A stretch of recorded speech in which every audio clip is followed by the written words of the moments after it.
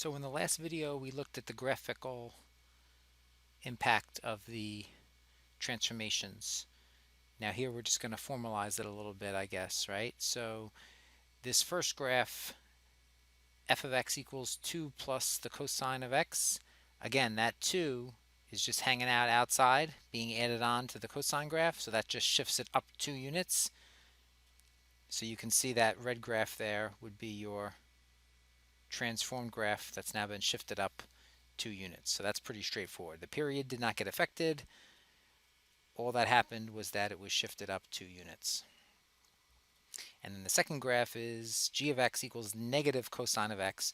So as we had said before, the negative sign out front, what that does is that reflects the graph in the x-axis.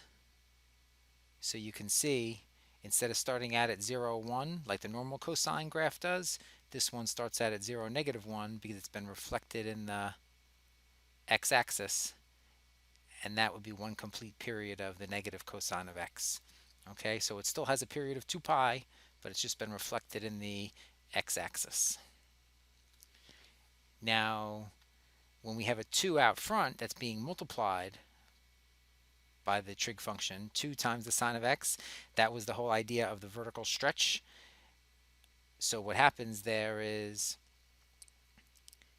instead of having a maximum of 1 and a minimum of negative 1, it actually has a maximum of 2 and a minimum of negative 2. And we're going to call that the amplitude shortly. All right.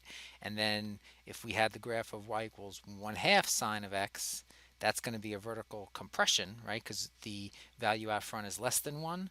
So what that does is that vertically compresses it, and now the maximum value is only 1/2, and the minimum value is negative 1/2, okay? Because that was a vertical compression or a shrink. So in general, when you have trig functions of the form a times the sine of x or a times the cosine of x, the absolute value of a is known as the amplitude.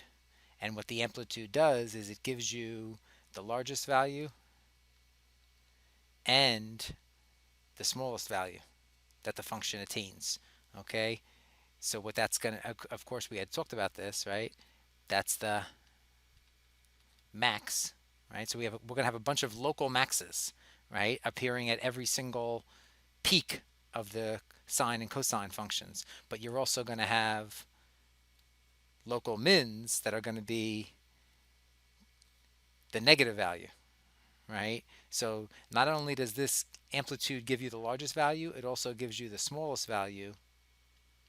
And the smallest value, right, if the absolute value of a is the largest value, the negative absolute value of a, that's going to be the minimum value, right? And you can see that easily here because like 3 sine of x has a maximum value of 3 and a minimum value of negative 3. 1/2 sine x has a maximum value of 1/2, a minimum value of negative 1/2, so on and so forth, right? So the maximum value is going to be the absolute value of a, the minimum value is going to be the negative absolute value of a. So, quick example, find the amplitude of y equals negative 3 cosine x and sketch its graph. So very easy, right? The amplitude is always going to be the absolute value of a, which in this case is negative 3. So the absolute value of negative 3 becomes positive 3. So that's the largest value the graph attains, the max, and the smallest value, or the min, is going to be the negative 3. So all this does is, this just looks like your cosine graph, except it's been reflected in the x-axis because the negative value out front, and it's also been vertically stretched by a factor of 3. So instead of starting at 0, 1 like the normal cosine does, it's been reflected in the x but also vertically stretched, so it starts out at negative 3. Okay, and then instead of reaching a minimum of negative 1, it was reflected in the x to bring it to 1, but then it was vertically stretched to bring it to 3. So once you know that the minimum is negative 3, the maximum is positive 3, you can easily just sketch one period of the function, right? And you can see how that relates to the original cosine graph just in the fact that it was a reflection in the x-axis and a vertical stretch by a factor of 3. All right, so we just looked at the vertical stretches and compressions, which in the case of these trig functions are changes in the amplitude. All right, so we were making the amplitude either greater than 1 or less than 1 based on the vertical stretch or compression. So now we're going to move into horizontal stretches and compressions, and horizontal stretches and compressions are going to have impacts on the period. All right, so normally the sine and cosine functions have a period of 2 pi, but if we put a k value in front of the x, right, that's one of our inside changes. This is probably bad notation here. They really should have parentheses around these.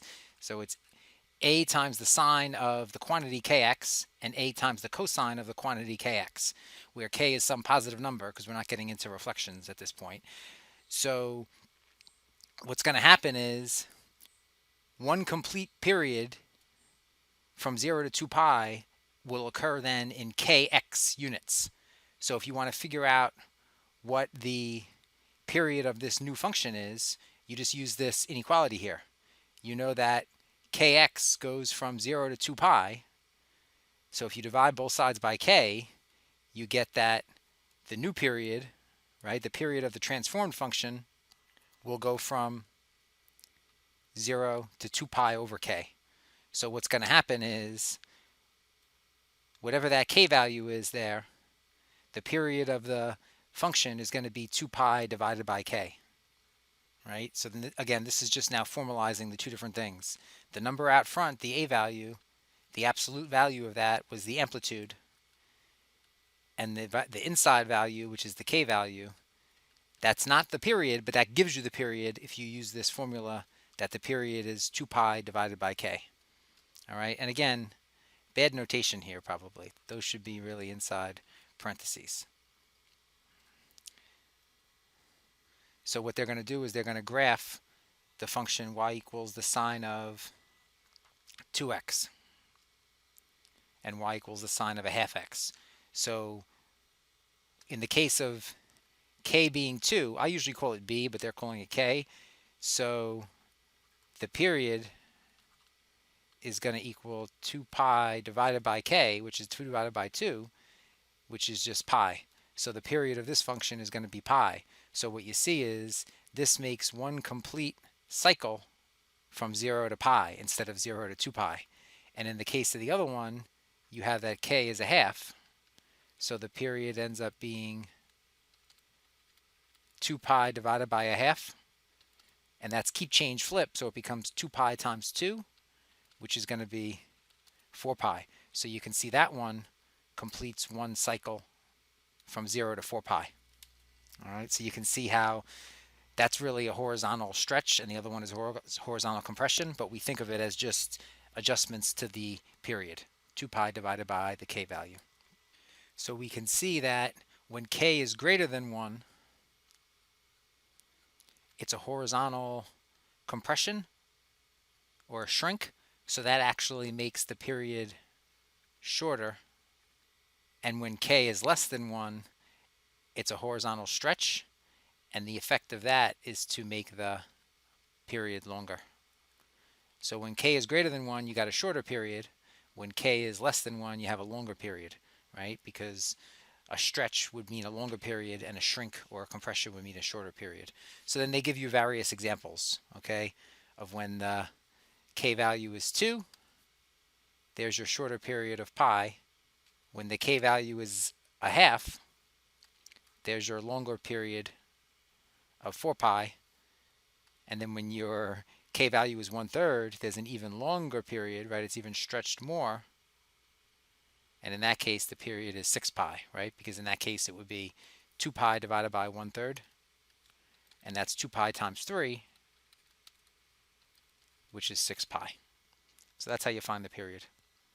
And then you can have ones that combine the amplitude and the period, all right? So when you have y equals 4 times the cosine of 3x, that 4, that's going to be your amplitude, which means the max 4 and the min is negative 4. and the k value is 3, which means your period is going to be 2 pi over 3, all right, because it's always 2 pi divided by k. And so you can see that instead of starting out at 0, 1 like the normal cosine curve would, this one starts out at 0, 4.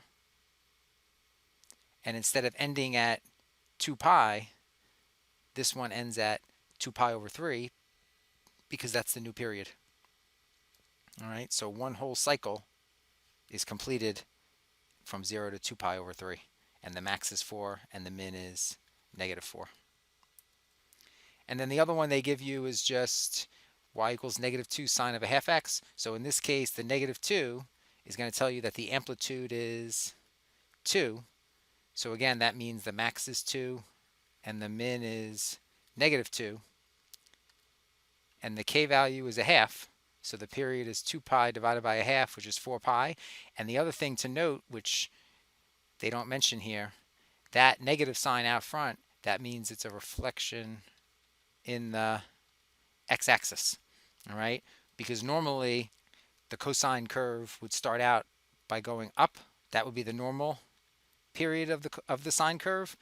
But since it has the negative sign out front, it's a reflection in the x-axis. So that's why you get that graph there. So instead of going up first to 2, it goes down first to negative 2, and then up second to positive 2. And it completes the one cycle, not in 2 pi units, but in 4 pi units.